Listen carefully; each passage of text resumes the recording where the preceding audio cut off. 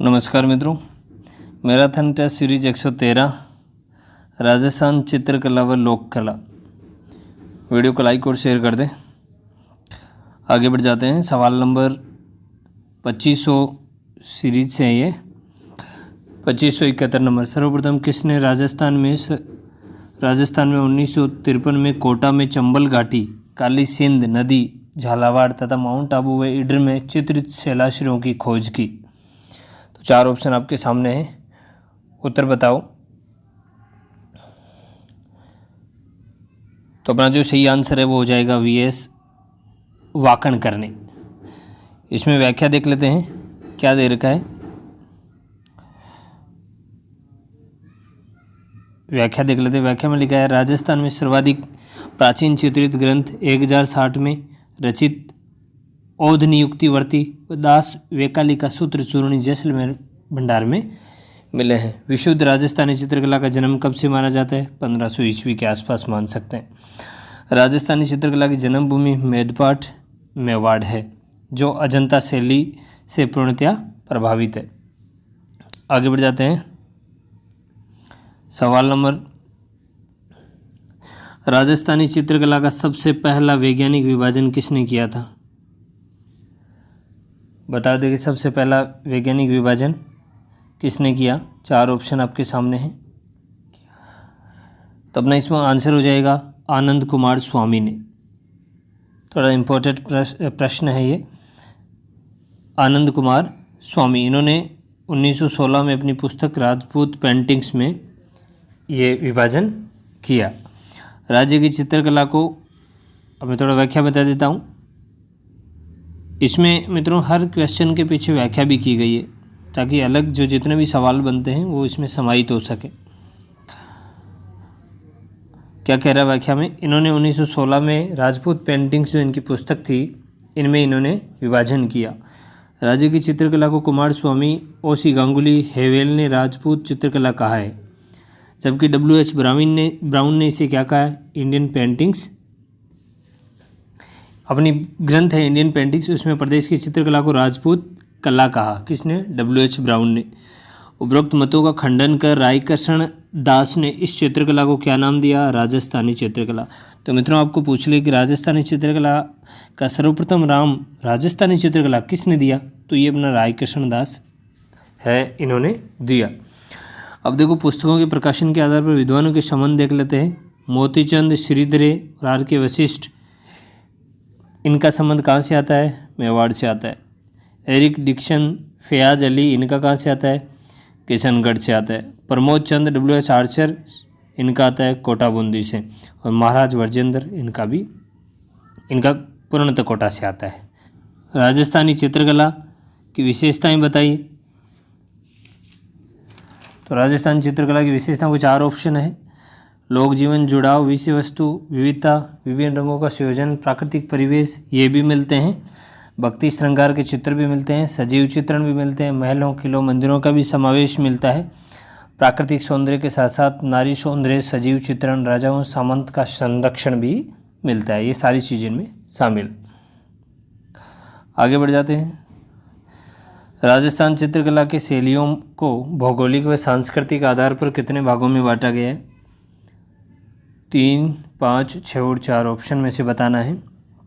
तो मतलब 4 भागों में बांटा गया है मुख्यतः। कौन कौन से हैं वो आपके सामने व्याख्या दी गई है, देख लेते हैं। 4 भाग। मेवाड़ शैली, जिसके अंतर्गत साउंड शैली, उदयपुर शैली, नाथद्वारा, देवगढ़, सांवर, शाहपुरा, बनेड़ा, बागोर, बेगू, ये इसमें शामिल होते हैं। मारवाड़ में जोधपुर, बीकानेर, किशनगढ़, अजमेर, नागौर, सिरोही, जैसलमेर, रिया, भिणाई, ये मारवाड़ शैली में शामिल होते हैं। हाड़ौती में कोटा, बूंदी, झालावाड़ आते हैं। ढूंढाड़ में आमेर, जयपुर, शेखावाटी, अलवर, उनियारा, सिलाई, इसरदा, शामोद, ये ढूंढाड़ शैली में। तो मुख्यतः 4 भागों में बांटा गया है। आगे बढ़ जाते हैं। सवाल नंबर 2575। आगे बढ़ जाते हैं मित्रों। राजस्थानी चित्रकला का प्रारंभिक मौलिक रूप किस शैली में मिलता है? मौलिक रूप की बात करें तो किस शैली में मिलता है? बताओ, देखिए ऑप्शन आपके सामने है। तो ये मित्रों जो मेवाड़ शैली में मिलता है। पीछे भी हमने पढ़ा है कि इसका उद्गम भी मेवाड़ से माना जाता है। तो प्रारंभिक जो मौलिक रूप है वो भी मेवाड़ शैली में मिलता है। इस शैली में पोली ग्रंथों का अधिक चित्रण हुआ है। इस शैली का प्रथम ग्रंथ श्रावक प्रतिक्रमण सूत्र चूर्णी जो 1260 में लिखा गया था, तेज सिंह के समय चित्रित हुआ था। मेवाड़ शैली का अगर आपका मेवाड़ शैली का अगर प्रथम ग्रंथ पूछ ले तो श्रावक प्रतिक्रमण सूत्र चूर्णी जो 1260 में तेज सिंह के समय चित्रित हुआ। आगे बढ़ जाते हैं। आगे क्या कह रहा है प्रश्न, कौन सी शैली देलवाड़ा में लिखी गई सुपासनाचर्यम पुस्तक में दिखाई देती है। यानी ये जो सुपासनाचर्यम है ये किताब है, तो ये कह रहा है कि कौन सी शैली देलवाड़ा में लिखी गई जो सुपासनाचर्यम है उस पुस्तक में दिखाई देती है। तो बताओ, देखें चारों ऑप्शन में से आंसर हो जाएगा मेवाड़ शैली। ये पुस्तक कब लिखी गई? 1423 में। आगे व्याख्या में क्या दे रखा है? व्याख्या में दे रखा है डगलस बेरेट व बेसिल ने चोर पंचासिका शैली का उद्गम मेवाड़ में माना है। यानी डगलस बेरेट और बेसिल है, दोनों ने चेर पंचासिका या चोर पंचासिका जो शैली का उद्गम है वो मेवाड़ को माना है। महाराणा कुंभा का काल कलाओं के उत्थान की दृष्टि से स्वर्णिम युग माना जाता है।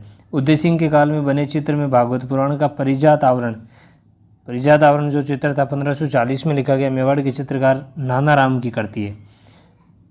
इस काल की प्रसिद्ध कृति और कौन सी है? ढोलामारू जो 1592 के लगभग की है, जो राष्ट्रीय संग्रहालय नई दिल्ली में रखी गई है। आगे बढ़ जाते हैं। महाराणा अमर सिंह के समय, अब उदयपुर शैली की बात हो रही है। महाराणा अमर सिंह फर्स्ट के समय मेवाड़ शैली का प्रमुख ग्रंथ है कौन सा? 4 ऑप्शन में से बताओ। अपना सही आंसर हो जाएगा रागमाला। इसकी व्याख्या देख लेते हैं। व्याख्या में कि 1605 में लिखा गया। अमर सिंह के समय चावण शैली का अधिक विकास हुआ। रागमाला चित्रों का प्रमुख चित्रकार निसारदीन था। मेवाड़ में जगत सिंह फर्स्ट का काल मेवाड़ की लघु चित्र शैली का स्वर्ण काल कहा जाता है। ये थोड़ा सा इम्पोर्टेंट। लघु चित्र शैली में एक रसिक प्रिया, गोविंद गीत, भागवत पुराण, रामायण इत्यादि के लघु चित्रों का चित्रण हुआ है। राणा जगत सिंह के काल के प्रमुख चित्रकार कौन थे? साहबदीन और मनोहर। यह भी थोड़ा सा आपको ध्यान रखना है। आगे बढ़ जाते हैं। सवाल नंबर 2558 देख लेते हैं। चित्तेरों की ओवेरी नामक चित्रशाला का संबंध किस शैली से है? चित्तेरों की ओवेरी चित्रशाला है, उसका संबंध बताना है आपको। ये उत्तर हो जाएगा इसमें अपना उदयपुर से इसका संबंध है। व्याख्या देख लेते हैं। व्याख्या में लिखा है कि इसकी स्थापना महाराणा जगत सिंह ने की थी। चित्तेरों की जो ओवेरी इसकी स्थापना महाराणा जगत सिंह के द्वारा की गई। इसे तस्वीरों और कारखानों भी कहते हैं। उदयपुर, नाथद्वारा, देवगढ़ सभी शैलियाँ मेवाड़ शैली में शामिल है। महाराणा संग्राम सिंह सेकंड के काल में गीत गोविंद, बिहारी सतसई, सुंदर श्रृंगार, मुल्ला दो प्याज के लतीफ़े व कलीला दमना ग्रंथों पर आधारित चित्र है। ये जो ग्रंथ है ये महाराणा संग्राम सिंह सेकंड के समय चित्रित हुए थे। आगे बढ़ जाते हैं। सवाल नंबर देख लेते हैं। मेवाड़ शैली से संबंधित विशेषताओं में शामिल है पुरुषों की गठीली मूछें, विशाल नयन, छोटा कद, उदयपुरी पगड़ी, लंबा सापा। अब उदयपुरी पगड़ी आ गई तो इसका मतलब ये तो शामिल है। स्त्रियों का सरलता का भाव, मीनाकृत आँखें, सीधी लंबी नाक, ठिगना कद, लुगड़ी घाघरे का पहनावा, ठिगना कद आया, इसका मतलब ये भी सही है। प्रकृति का संतुलित चित्रण, लाल, पीले व हरे नीले रंग का अधिक प्रयोग, ये सभी विशेषताएं इसमें शामिल है। आगे बढ़ जाते हैं।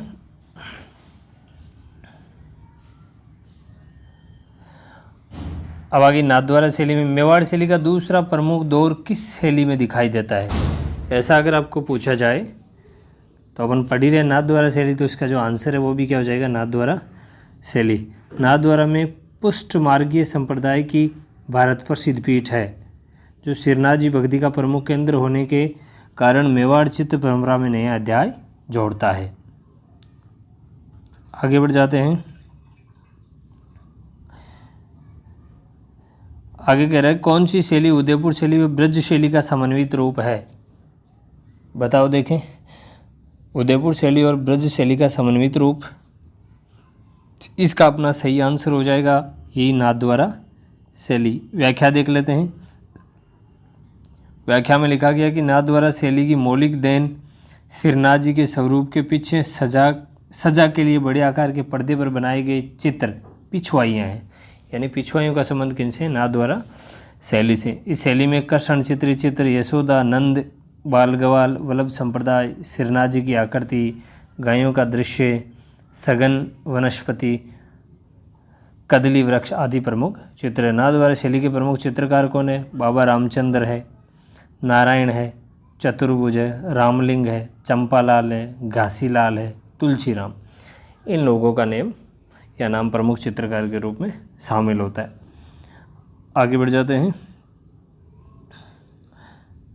आगे कमला व इलायची महिलाओं का, ये बड़ा इंपॉर्टेंट सवाल है। कमला व इलायची महिला चित्रकारों का संबंध किस शैली से है? तो अपन पढ़ रहे हैं ना, नाथद्वारा शैली की तो बात कर रहे हैं, तो ये इसका संबंध भी कैसे हो जाएगा? नाथद्वारा शैली से। आगे बढ़ जाते हैं। आगे हैं देवगढ़ ठिकाना 1680 में किसने स्थापित किया था? 4 ऑप्शन में से बताना है। बताओ देखें। 1680 में जो देवगढ़ ठिकाना है वो राव द्वारिकादास चुंडावत के द्वारा स्थापित किया गया। ठीक है, व्याख्या देख लेते हैं। ये ठिकाना राजा जय सिंह के काल में बना था। यहीं से देवगढ़ शैली का निर्माण हुआ। यहाँ के सामंत 16वें उमराव कहलाते हैं। बहुत अच्छा सवाल है ये। किस शैली के सामंत 16वें उमराव कहलाते हैं? ऐसा प्रश्न पूछा जाए तो वो देवगढ़ ठिकाना शैली हो जाएगी। देवगढ़ शैली में मारवाड़, जयपुर और मेवाड़ तीनों जो शैलियाँ हैं इनका संगम या समन्वित रूप शामिल है। आगे बढ़ जाते हैं। आगे हैं देवगढ़ शैली को सर्वप्रथम प्रकाश में लाने का श्रेय किसको जाता है? बताओ देखिए 4 ऑप्शन में से। देवगढ़ शैली को सबसे पहले प्रकाश में किसके द्वारा लाया गया? तो अपना आंसर हो जाएगा श्रीधर अंधारे। श्रीधर अंधारे के द्वारा ऐसा या इनको प्रकाश में लाने का श्रेय दिया जाता है। अब देखो व्याख्या देख लेते हैं। व्याख्या में क्या लिखा गया है? व्याख्या में है कि इस शैली के चित्रकार है बगता, कंवड़ा प्रथम, द्वितीय, हरचंद, नंगा, चोखा, भजेनाथ।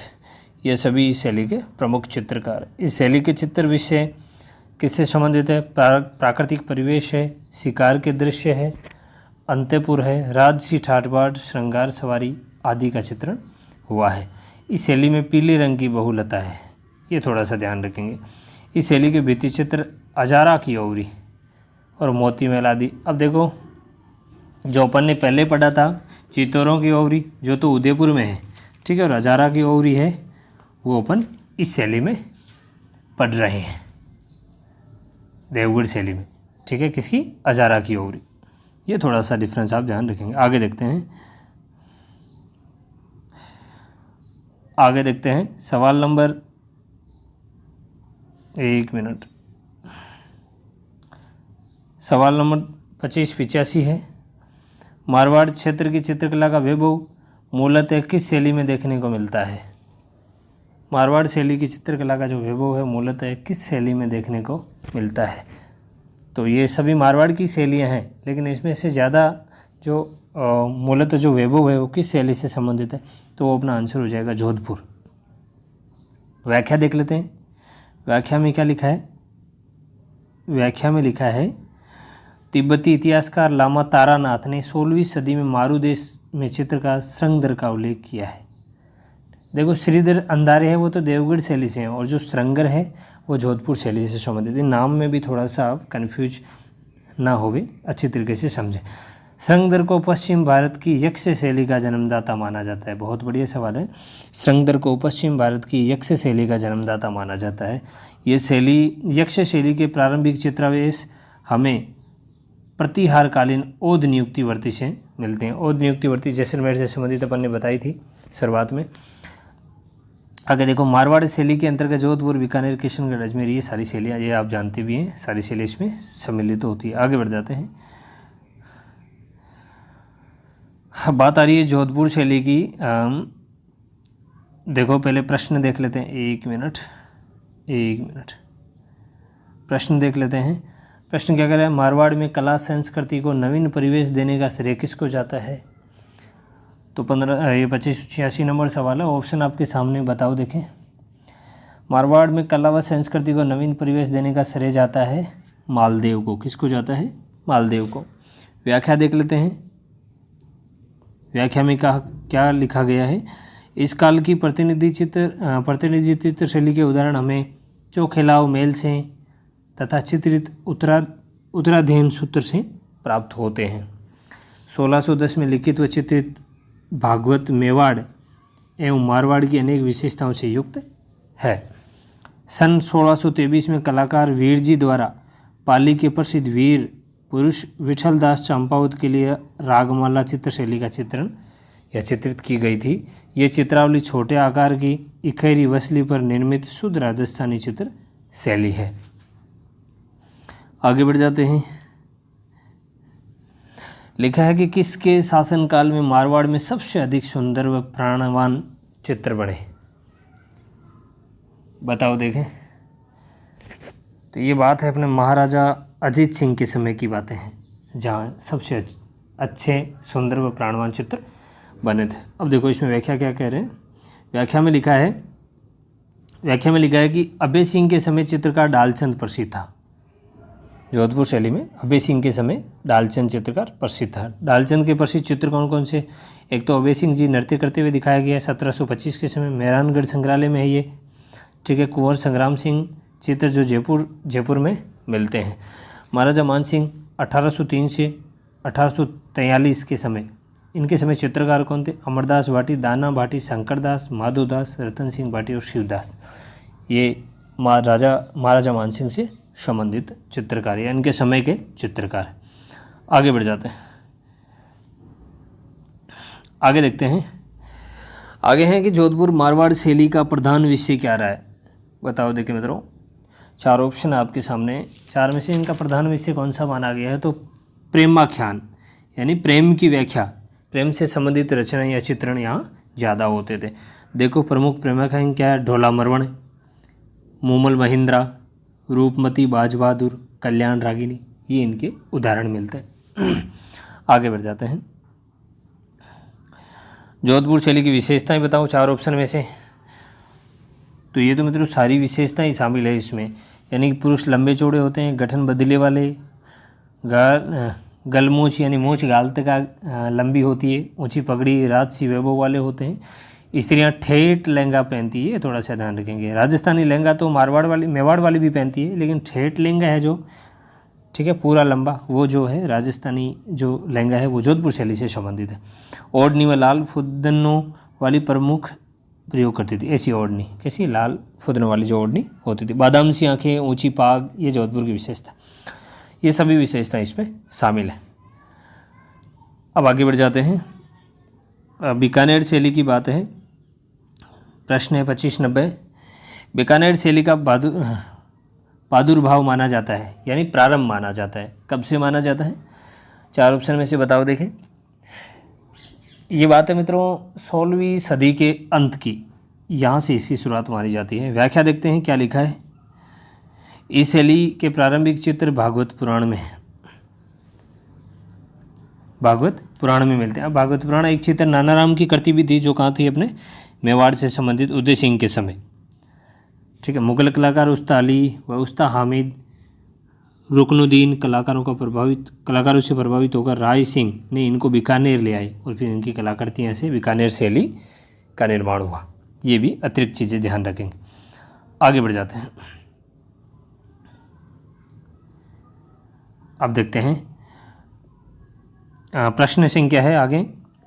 कौन सा परिवार प्रारंभिक जैन मिश्रित राजस्थानी शैली के चित्र बनाने में सिद्धस्त था? जैन मिश्रित राजस्थानी शैली से संबंधित चित्र बनाने वाला चित्रकार कौन सा है, या वो परिवार कौन सा है? 4 ऑप्शन आपके पास।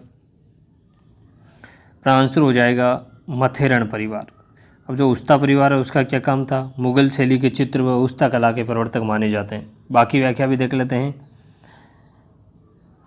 बाकी व्याख्या में लिखा है बीकानेर शैली का विशुद्ध रूप अनूप सिंह के समय देखने को मिलता है। ये प्रश्न थोड़ा इंपॉर्टेंट है, ध्यान रखेंगे।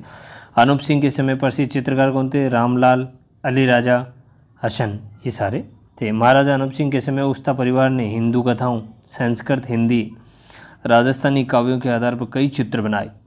इस शैली में बरसते बादलों में सारस मिथुन आकृतियाँ मिलती। ये बड़ा अच्छा सवाल है मित्रों। बरसते बादलों में सारस मिथुन आकृतियों का संबंध किस शैली से है? तो अपनी बीकानेर शैली से है। यहाँ फव्वारों दरबारों के दृश्यों में दक्षिण शैली का प्रभाव भी देखने को मिलता है। आगे बढ़ जाते हैं, आगे देखते हैं।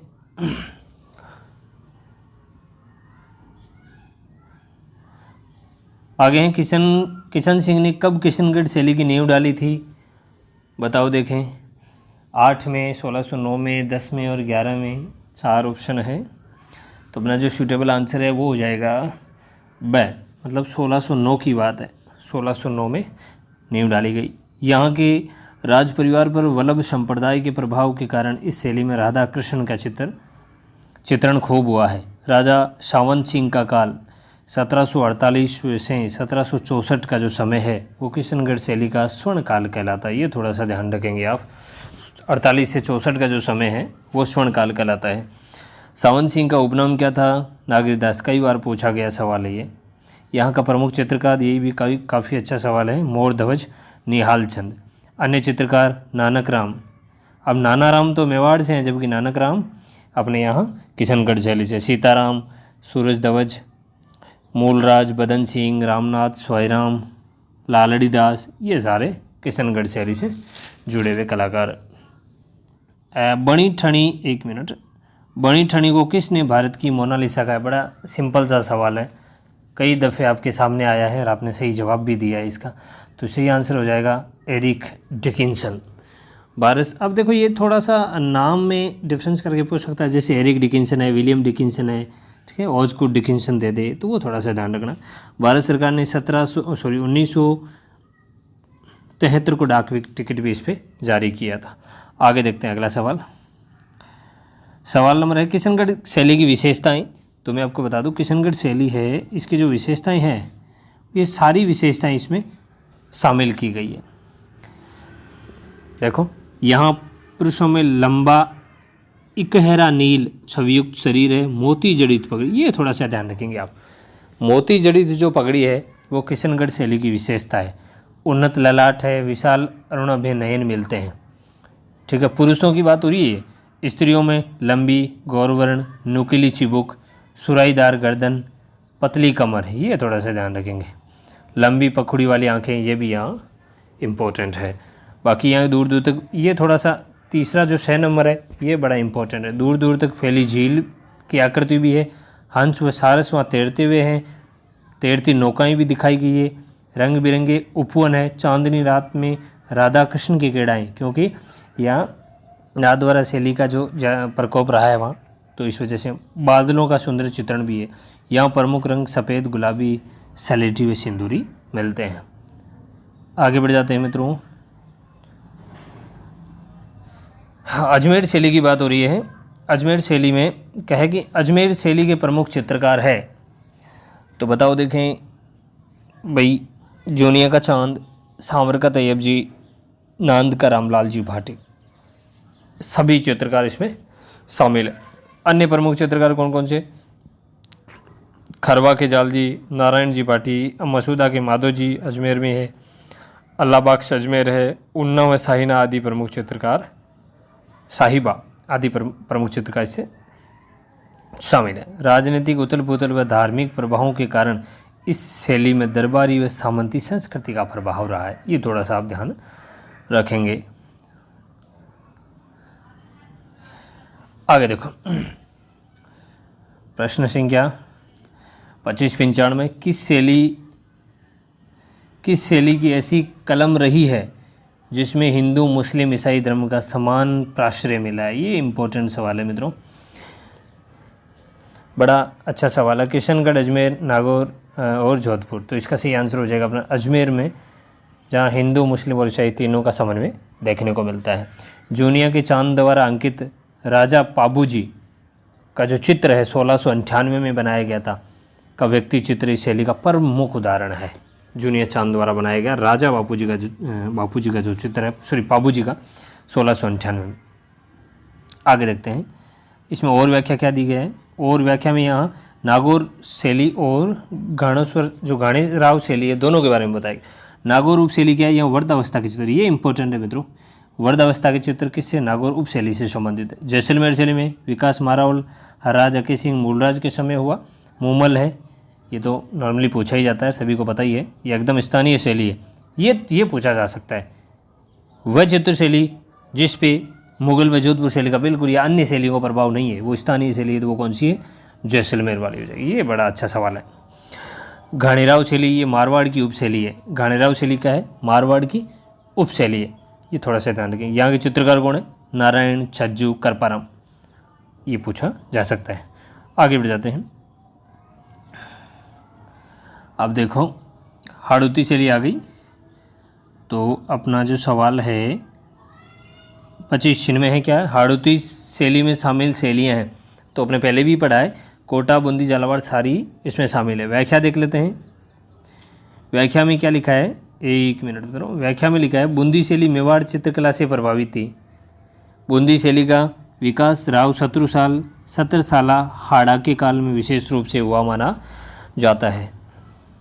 राव छत्रसाल ने प्रसिद्ध रंग महल बनवाया था जो सुंदर भित्ति चित्रों के लिए प्रसिद्ध है। बूंदी शैली में चित्रशाला का निर्माण राव उमेद सिंह के समय। अब देखो मतलब चित्रशाला हर जगह बनी हुई है, वहाँ किसने बनवाया वो ज़्यादा इंपॉर्टेंट तो नहीं होता, लेकिन थोड़ा सा ध्यान रखेंगे कि भाई कौन सी जगह चित्रशाला का प्रयोग किसने या किसने बनवाया था, निर्माण किसने करवाया, ये चीज़ें पूछी जा सकती है। राव उमेद सिंह का जंगली सुअर का शिकार, ये थोड़ा सा ध्यान रखेंगे, प्रसिद्ध है, जो कब बनवाया 1750 के करीब माना जाता है इसको। आगे बढ़ जाते हैं।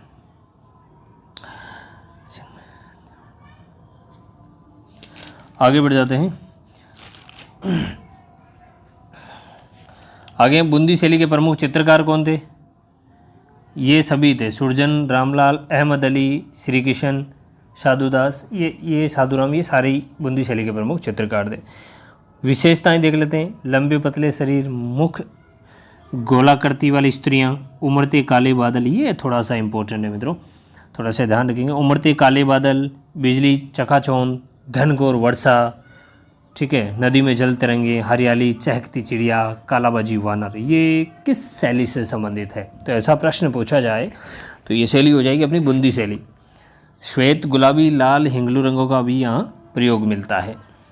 अब देखो प्रश्न बनाने वाला तो कहीं से भी बना सकता है, लेकिन हम उम्मीद करते हैं कि जो भी हम बता रहे हैं शायद उन्हीं में से शामिल रहें। तो आप सरस्वती माँ के आशीर्वाद से इन्हीं चीज़ों को पढ़ते रहें, बार बार लोगों तक भी शेयर करें।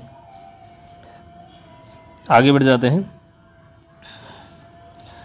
अब आगे बढ़ जाते हैं। 2098 जो 2598 नंबर सवाल है, क्या कह रहा है, सवाल है कि कोटा शैली को अस्तित्व में लाने का श्रेय जाता है, किसको जाता है, राम सिंह को, मोहन सिंह को, उम्मेद सिंह को, या इनमें से किसी को नहीं। बताओ मित्रों, 4 ऑप्शन दे रखे हैं, तो अपना उत्तर हो जाएगा महाराव राम सिंह को। और कब, 1661 से इनका समय था 1705 तक, इसके बीच में कोटा शैली अस्तित्व में आई। अब इसकी व्याख्या देख लेते हैं। व्याख्या में लिखा है कि इस शैली का वल्लभ संप्रदाय का प्रभाव दिखाई देता है। किशनगढ़ शैली में भी दिखाई देता है, इस शैली में भी दिखाई दे रहा है, कोटा में भी। अब देखो, इस शैली का चरमोत्कर्ष काल उमेद सिंह के समय था। इस शैली का प्रतीक घने जंगलों में शिकार के चित्र है। इस शैली में नारियां व रानियों को भी शिकार करते हुए दिखाया गया। ये तो कई बार पूछा गया सवाल है। प्रमुख चित्रकार देखो, रघुनाथ गोविंदराम, डालू लच्छीराम, नूर मोहम्मद आदि इनके प्रमुख चित्रकार है। थोड़ा मैं ऊपर ले लेता हूँ, व्याख्या बाकी भी है। विशेषता क्या है इसमें, विशेषता है पीन अदर, सुदीर्घ नासिका, पतली कमर, खुले कपोल सहित नारियों के चित्र है। वर्षभ कंधे, उन्नत भौहें, मांसल देह, मुख भरी दाढ़ी, मुझे तलवार कटार युक्त पुरुषों के चित्र है, हल्के पीले रंग का प्रयोग हुआ है। अब झालावाड़ शैली क्या है, यहाँ सिरनाजी राधा कृष्ण लीला राम लीला राजसूर्य के चित्र मिलते हैं। ये थोड़ा सा आप ध्यान रख लेंगे। आगे देखें, अब आगे अपनी ढूंढाड़ शैली मित्रों, ढूंढाड़ शैली है। ढूंढाड़ शैली में शामिल शैलियाँ हैं, जयपुर भी है, अलवर भी है, शेखावटी, सारी इसमें क्या है शामिल है। व्याख्या बता देता हूँ मैं आपको। व्याख्या है, एक मिनट थोड़ा सा मैं ऊपर ले लेता हूँ। व्याख्या में जयपुर की चित्रण परंपरा पूर्ववर्ती राजधानी आमेर की चित्र शैली के क्रमिक विकास का ही परिणाम है। ये थोड़ा सा आप ध्यान रखेंगे, यानी आमेर शैली से जयपुर शैली बनी है। आगे आमेर शैली के चित्र यशोधरा चरित्र ग्रंथ में है। ये इम्पोर्टेंट सवाल है। यशोधरा चरित्र ग्रंथ में आमेर शैली के चित्र चित्रित है। यहीं पर इसी समय रजमनामा 1588 में पड़ती अकबर के लिए जयपुर सूत खाने में तैयार की गई थी। ये बड़ा अच्छा सवाल है। क्या है कि रजमनामा जो अकबर के लिए कब लिखी गई, 1588 में एक प्रति निकाली गई थी। कहाँ से? जयपुर सूत खाने में तैयार की गई थी इस प्रति को। इसमें 169 बड़े आकार के चित्र है। बेराट में मुगल गार्डन, मौजमाबाद में भित्ति चित्र भी इससे ही निर्मित। आगे बढ़ जाते हैं। खैर, आमेर चित्र शैली का दूसरा चरण किनके राज्यकाल से प्रारंभ हुआ माना जाता है? दूसरा जो चरण है उसका कार्यकाल या उसका जो काल है वो किनके समय माना जाता है? तो 4 ऑप्शन है, बताए देखें। इसमें अपना सही जो आंसर है वो हो जाएगा मिर्ज़ा राजा जयसिंह के समय। व्याख्या बता देता हूँ मैं आपको। व्याख्या में है, इनका समय था मिर्ज़ा राजा जयसिंह का 21 से 27 के समय 1600 में। मिर्ज़ा राजा जयसिंह ने रसिक प्रिया रुक्मणी वैली ग्रंथ रानी चंद्रावती के लिए 1639 में बनवाई। इन ग्रंथों में कृष्ण गोपियों का युगल स्वरूप लोक शैली में चित्रित है। मिर्ज़ा राजा जयसिंह ने 1639 में यह गणेश पोल का निर्माण भी करवाया था।